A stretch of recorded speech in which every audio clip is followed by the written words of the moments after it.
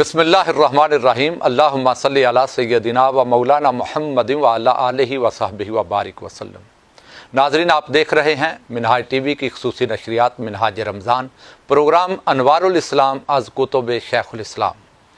یہ وہ پروگرام ہے جو ہم نے خاص کیا حضور شیخ الاسلام کی مایہ ناز کتاب، عظیم تصنیف، بلا شک و شبہ اس صدی کا مجددانہ کارنامہ، شہرائے آفاق قرآنی انسائکلوپیڈیا کے نام یہ پروگرام ہم نے مختص کیا، جس میں ہم نے کوشش کی کہ ہم قرآنی انسائکلوپیڈیا کا تعارف آپ کی خدمت میں پیش کریں، اس سے استفادے کا طریقہ آپ کی خدمت میں پیش کریں، اور میرے مہمان مقرر حضرت علامہ رانا محمد ادریس قادری صاحب منہاج القرآن مرکز کی جامع مسجد شیخ الاسلام کے خطیب اعلیٰ ہیں۔ حضور شیخ الاسلام کے مایہ ناز روحانی فرزندوں میں ایک چمکتا دمکتا نام، دنیا بھر میں مشن منہاج القرآن کی علمبرداری کرنے میں آپ نے دنیا کے کونے کونے کا سفر کیا اور کئی درجن ممالک میں قال اللہ و قال رسول کی صدا بلند کی۔ حضور شیخ الاسلام کے دستے راست ہیں، پاکستان بھر میں دروس قرآن اور منہاج القرآن کی خدمات پہنچانے میں آپ کا بڑا نمایاں نام ہے۔ رانا صاحب، آپ کا شکریہ ادا کرتا ہوں، آپ نے مسلسل کئی دن محنت کی اور محنت کر کے ہمارے ناظرین کو بڑی آسانی کے ساتھ آپ نے قرآنی انسائکلوپیڈیا کا تعارف بھی کروایا، اور اس سے استفادہ کا طریقہ مختلف آپ نے میتھڈ بھی ہمیں بتائے۔ آج کی یہ ہماری آخری نشست ہے، میں امید کرتا ہوں آپ ان 15-16 نشستوں میں سے کوئی ایک نشست بھی اگر اپنے گھر پہ اٹینڈ کر لیں، کسی وقت بھی منہاج ٹی وی کی وساطت سے آپ اسے پلے کر لیں، تو آپ کو کوئی ایک نشست بھی رہنمائی کر دے گی کہ یہ قرآنی انسائکلوپیڈیا کیا ہے، اس سے رہنمائی کا طریقہ کیا ہے۔ رانا صاحب، اللہ جل مجدہ کی بارگاہ میں سب سے پہلے تو شکریہ ادا کرتے ہیں، شکر ادا کرتے ہیں کہ اس نے کرم کیا، ہم نے جو اپنے ذمہ کام لیا تھا الحمدللہ آج وہ تکمیل کو پہنچا۔ آج اس کی تکمیلی نشست ہے، آخری نشست ہے، آپ اس پر کیا فرمانا چاہیں گے؟ اعوذ باللہ من الشیطان الرجیم، بسم اللہ الرحمن الرحیم۔ میں ایک مرتبہ پھر آپ کا بھی اور منہاج ٹی وی کی انتظامیہ کا شکر گزار ہوں کہ جن کی وساطت سے قرآنی انسائکلوپیڈیا سے استفادے کے طریقے پر اور اس قرآنی انسائکلوپیڈیا پر بہت ساری معلومات ناظرین تک پہنچانے کا مجھے موقع ملا ہے۔ آج چونکہ اس کی آخری نشست ہے تو میں جو کچھ پہلی 15 نشستوں میں ہم نے بیان کیا ہے جسٹ اس کا خلاصہ، اور اس میں بھی مین چیز یہ بتانا چاہ رہا ہوں کہ اس قرآنی انسائکلوپیڈیا سے استفادہ کیسے کیا جا سکتا ہے۔ میں پھر اپنے سننے والوں کو، دیکھنے والوں کو متوجہ کرتے ہوئے یہ عرض کرنا چاہ رہا ہوں کہ قرآنی انسائکلوپیڈیا ایک حوالہ جاتی کتاب ہے، ریفرنس بک ہے۔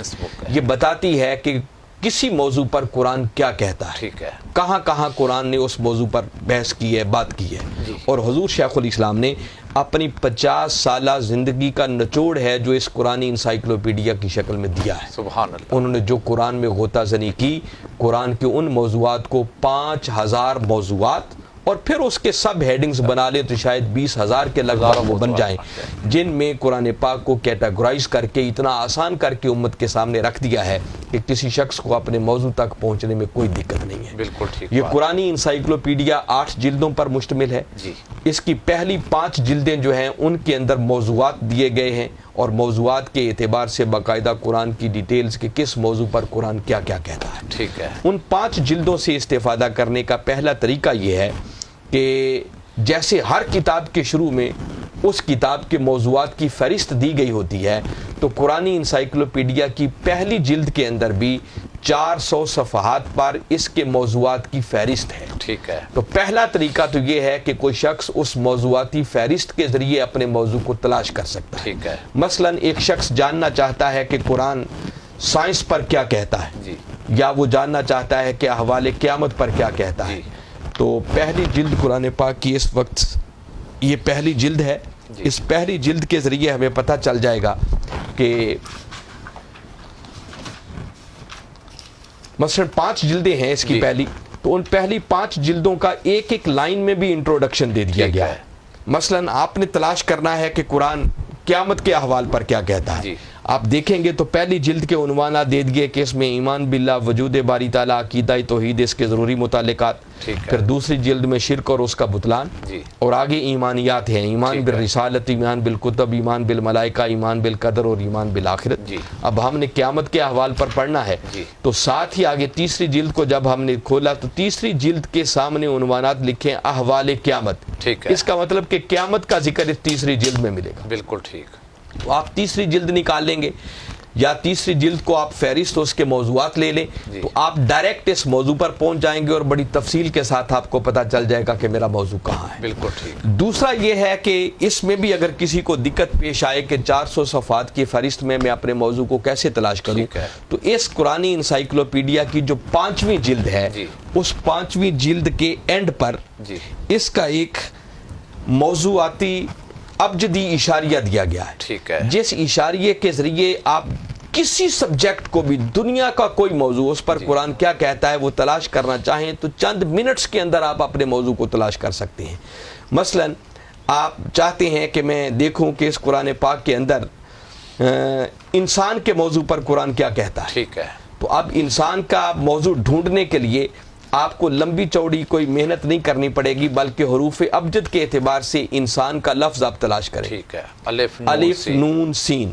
تو سب سے پہلے یقیناً الف والے الفاظ آئیں گے، پھر الف سواد ہے، پھر اس وقت میرے سامنے پھر الف لام والے آ گئے، الف میم والے آ گئے، پھر الف نون والے شروع ہو گئے، پھر الف نون سین. ٹھیک ہے. تو انسان کا لفظ آ گیا. ٹھیک ہے. آگے انسان کے لفظ کے نیچے وہ سارے مقامات، پہلے تو دیکھنا انسان اپنی حقیقت کو بھلا دینے والا ہے. ٹھیک ہے. انسان کا اوپر موضوع ہے اور انسان کے موضوع کو پھر کئی کیٹاگوریز میں تقسیم کر دیا ہے، اور جس موضوع پر بھی آپ پڑھنا چاہتے ہیں اس کے آگے یہ قرآنی انسائکلوپیڈیا رہنمائی دیتا ہے کہ مثلا پہلا عنوان ہے کہ انسان اپنی حقیقت کو بھلا دینے والا. ٹھیک ہے. یہ 5ویں جلد میں آپ کو ملے گا، صفحہ 3536. ٹھیک ہے. یہ 5ویں جلد میرے سامنے ہے تو اس کا صفحہ 3536 اگر آپ نکالیں گے 3536 بڑی آسانی سے آپ کو یہ موضوع مل جائے گا.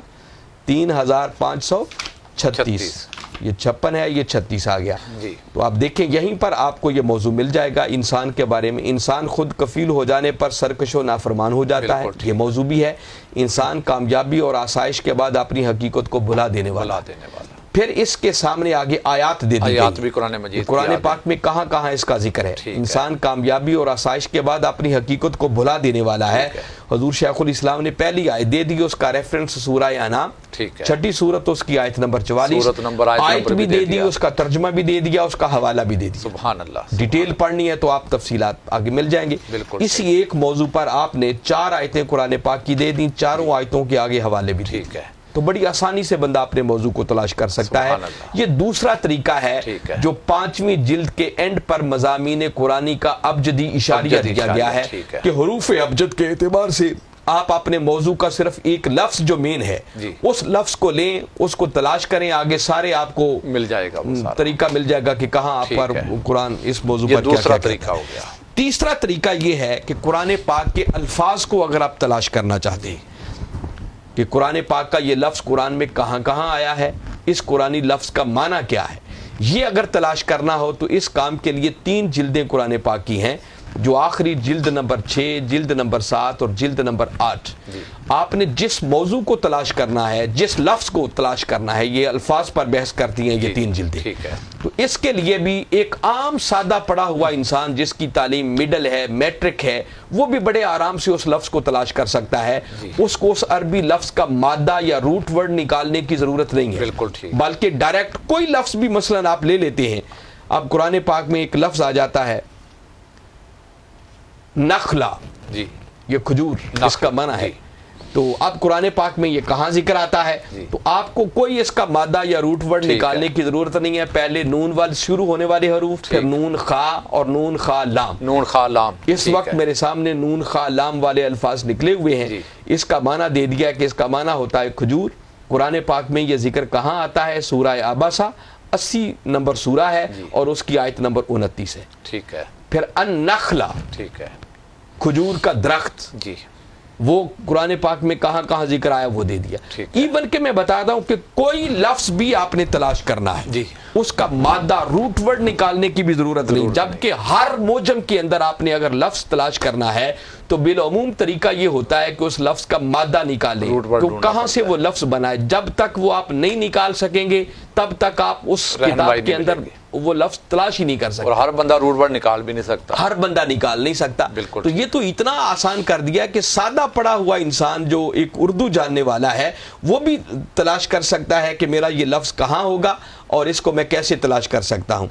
मसलन कोई एक मिसाल अगर हम ले लें तो उसके ज़रिए मैं आपको मज़ीद बताना चाहूँगा कि इस लफ्ज़ को तलाश करने का तरीका क्या है। मसलन आपके जहन में कोई उन्वान आ रहा हो कि आप इस लफ्ज़ को तलाश करना चाह रहे हैं, तो उस लफ्ज़ को आराम से तलाश किया जा सकता है।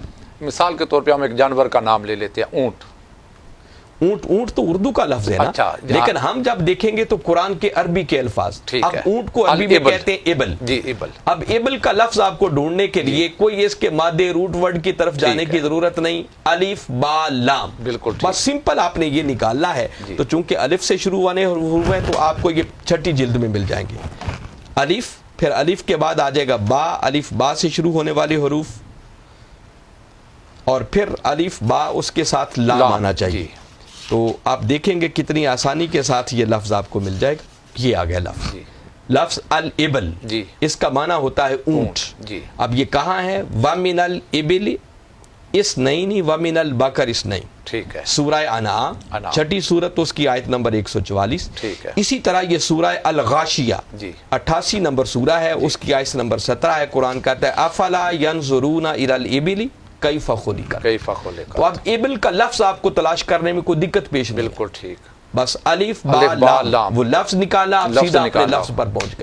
कुरान ने आगे आयत का नंबर भी दे दिया, सूरत का नंबर भी दे दिया। तफसीलात पढ़नी हो तो फिर तफसीरों में जाके पढ़ सकते हैं।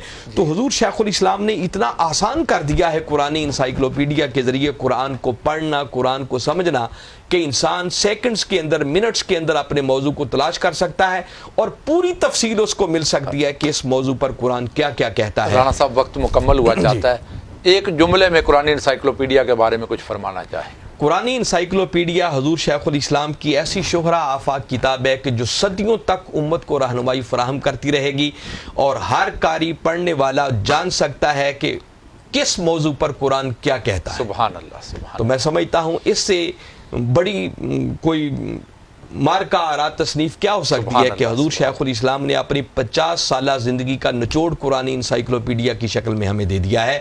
इस कुरानी इंसाइक्लोपीडिया को हमें अपने घरों की लाइब्रेरियों की जीनत बनाना चाहिए, अपनी नौजवान नस्ल को इस कुरानी इंसाइक्लोपीडिया के साथ जोड़ना चाहिए ताकि इसके ज़रिए वो कुरान तक पहुँचे और कुरान के साथ हमारा ताल्लुक़ पुख्ता हो। और जब तक कुरान के साथ हमारा ताल्लुक़ नहीं जुड़ता, मैं समझता हूँ कि ना दुनिया में कामयाबी हो सकती है, ना आखिरत की कामयाबी मुयस्सर आ सकती है।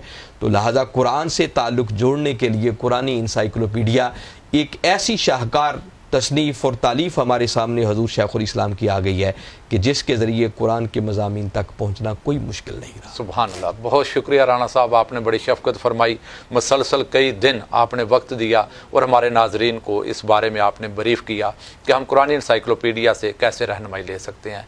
अजरुकुम अल्लाह। नाजरीन, हमने कोशिश की कि रमज़ानुल मुबारक के इन पुरनूर सातों में, इन खूबसूरत लम्हात में आपको कुरानी इंसाइक्लोपीडिया का तारुफ़ पेश करें और फिर कुरान मजीद के अल्फाज ढूंढने या मौज़ूआत आपकी ज़िंदगी के रोज़मर्रा के मामलात, उस पर रहनुमाई कुरान मजीद कैसे ले सकते हैं। कुरानी इंसाइक्लोपीडिया बड़ी तफसील के साथ आपको इस पर रहनुमाई देता है। मुझे उम्मीद है आपको ये प्रोग्राम पसंद आया होगा। दुआ में याद रखिएगा। बहुत शुक्रिया। अल्लाह हाफिज़।